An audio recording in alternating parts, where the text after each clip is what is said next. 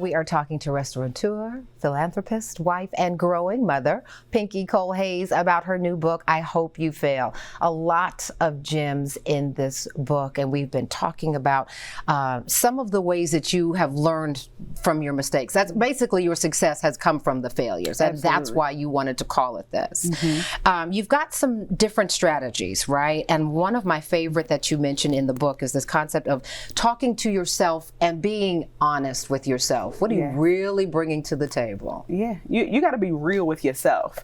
You know, I think that we are our biggest critic, but we also have to understand that it's okay to like collect your thoughts on your own and say, all right, is this serving me? Right. Is this no longer serving me? Can I work with this? Am I built for this? And really having that truth moment with yourself all makes the difference. Right. Yeah. And you talk about the pain of trying to make sure that everyone in the village wants what's best for you. Yeah. Sometimes that village change, the players change, the roles change. Yeah. How do you ensure that you got the right people around you? Well, first of all, you have to assess the people around you, right? So like, just because people are blood doesn't make them like the right fit for you and your goals and your dreams and your desires.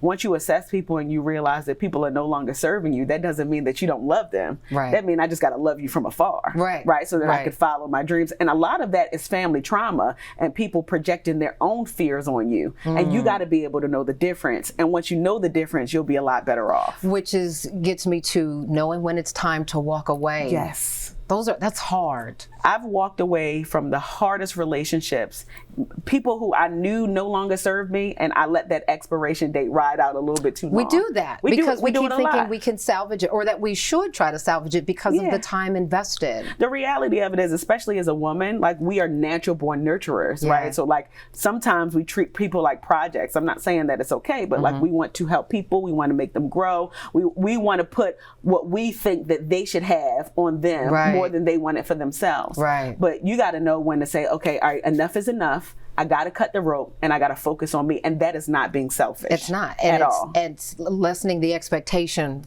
Absolutely. And the heartache. Because guess what? If your cup is empty, you cannot fill into anybody else's cup. You can't pour from an empty cup, which you talk about motivations and this concept of haters. Yes. But it's not necessarily let your haters be your motivators. It's learn the lesson from what they're criticizing, right? Yes. When I tell people that, like, you actually want to hear what the haters are saying because it allows you to dissect what it is that you can work on better. What can I fix? Where is the truth in what they're saying? Because obviously there is always truth and lies, right? So you take their negative and turn it into a positive, and it's almost like free research. Like it's like a free focus group for people who quote unquote hate on you, right? They're just secret admirers that allow you to make your business better, your life better. Because they have the potential to be customers. They're following your content for a reason. They're coming to the restaurant for a reason. They're just a little bit more vocal than everybody else. Right. And I like that being vocal because it allows me to get better. You like being vocal? What you talking about, Willis?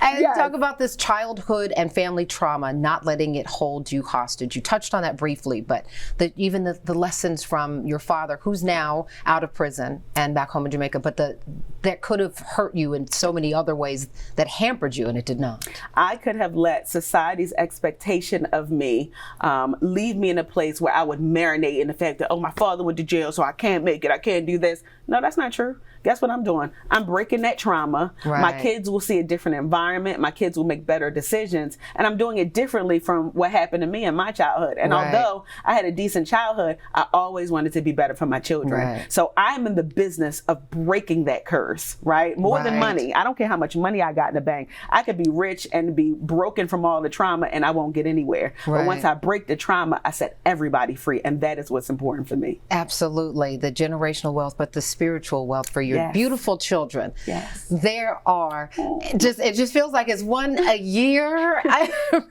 And now we have 5. So beautiful blended family. So just explain for folks who are like, okay, we've seen babies, but we get lost. So this is Diella. She's 2, and that's Derek. He's 1 year old. My green-eyed bandit. And then our oldest 2 is Dallas and Denver. Dallas is 9, and Denver is 7 years old. Yes. So that's Denver. And you write in the book about how you want to make sure that you're raising entrepreneurs. Absolutely. That this is part of the bigger picture, teaching your children the lessons and their friends. That this is about building a village stronger than it was. Yeah, and what's important for me is not just to tell them that they'll be entrepreneurs, to show them what freedom and entrepreneurship looks like. So when they get older, it's not what mommy said, it's what mommy did. And they'll want to follow in their footsteps and be so much more, they'll want to be better. Yeah. That balance. When we return, I want to talk about the balance, because you do it well,